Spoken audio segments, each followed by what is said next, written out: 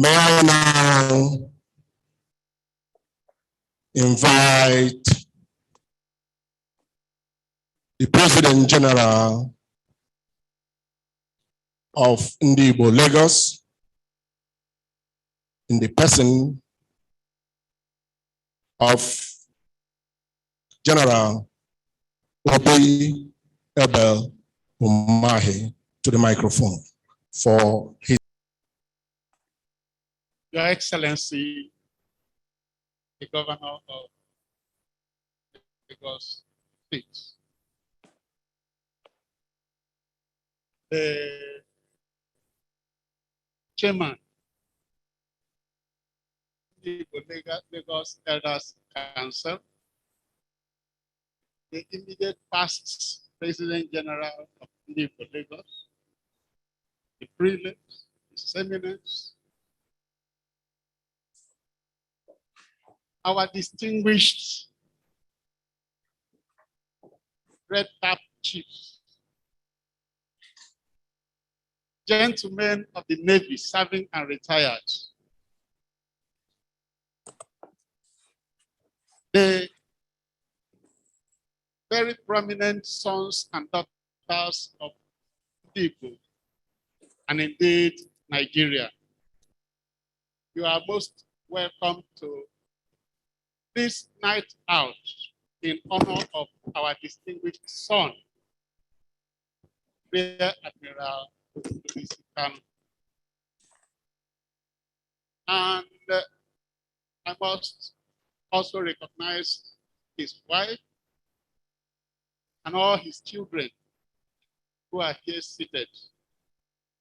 You are highly welcome.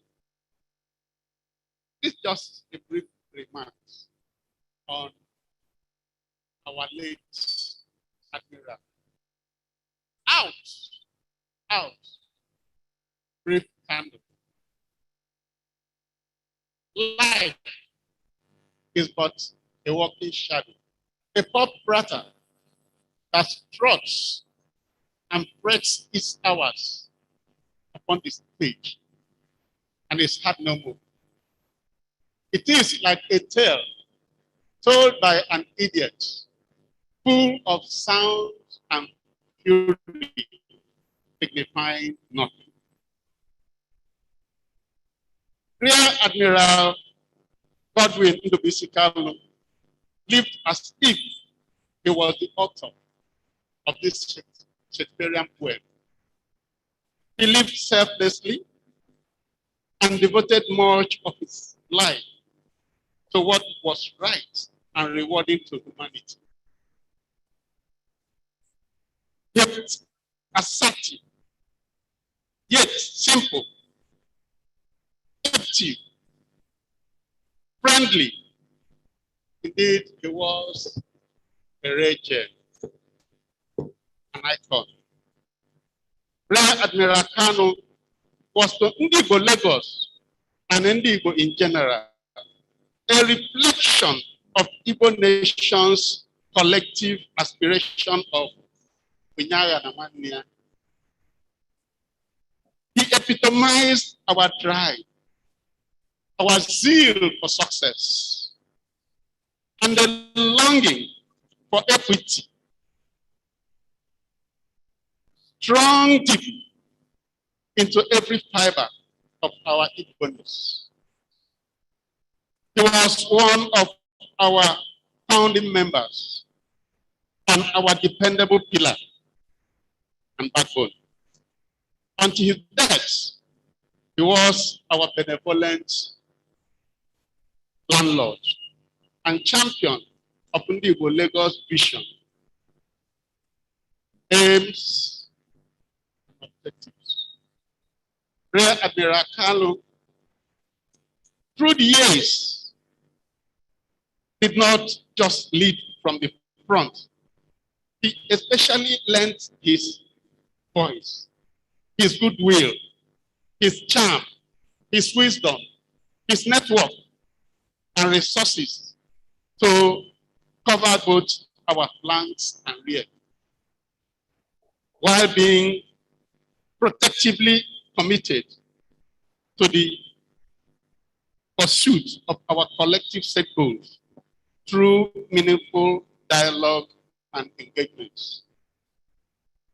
This is but a brief summary of this great icon, whose impact in the lives of many may not be accommodated in multiple volumes of a book.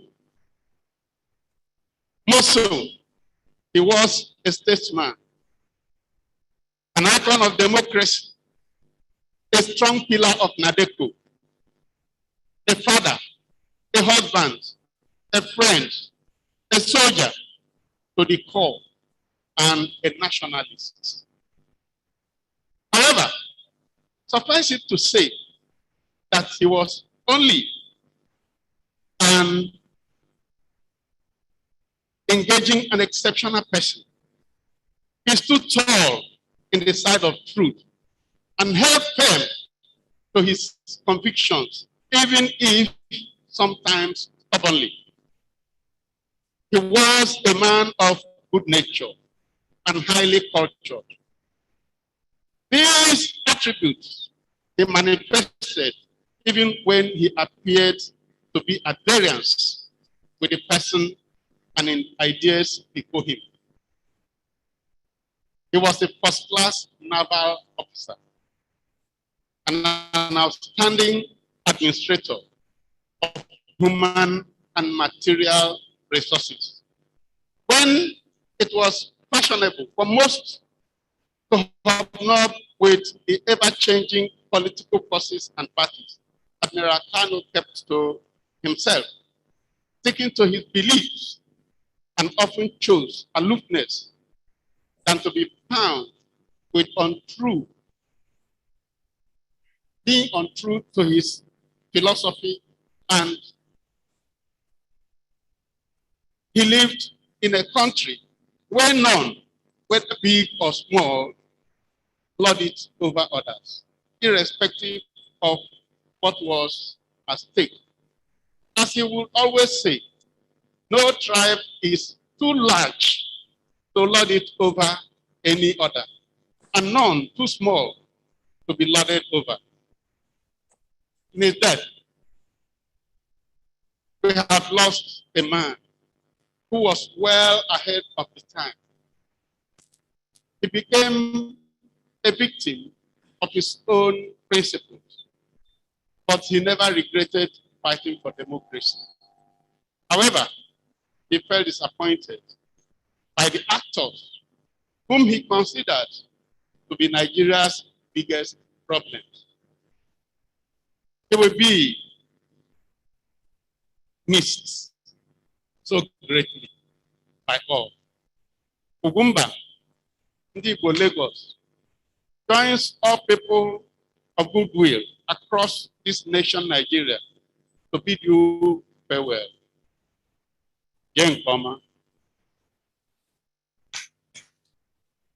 Thank you. It's a brief remark from the President General of Ndigbo Lagos. Another round of applause.